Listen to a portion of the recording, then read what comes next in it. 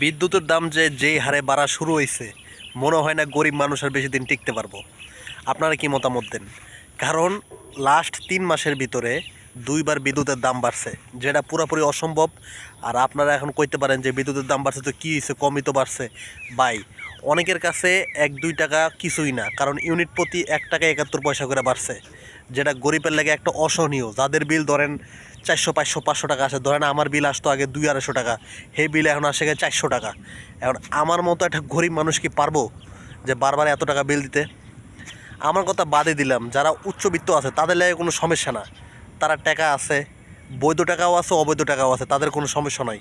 কিন্তু আমাদের মতো সাধারণ পাবলিক যারা 300 টাকা 400 টাকা হাজিরায় কাজকাম করে, বা নর্মাল যারা চাকরি বাকরি করে 10, 12, 15, 20-এর ভিতরে যারা আছে, তারা কি ভাই এত বিল দিয়ে কুলাতে পারবো?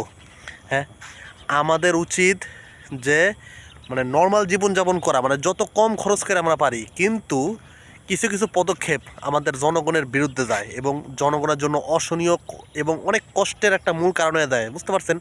এমনি খাবার দাবার ওষুধ মষুধ কিনতেই বাংলাদেশের মানুষের খবর হয়ে যায়। এখন যদি নতুন নতুন করে আবার বিদ্যুতের সমস্যা যে শুরু হয়েছে, এই সমস্যার সমাধান করবো কেমনে ভাই? আমরা তো মানুষ, আমাদেরকে আপনারা বাঁচতে দিবেন না?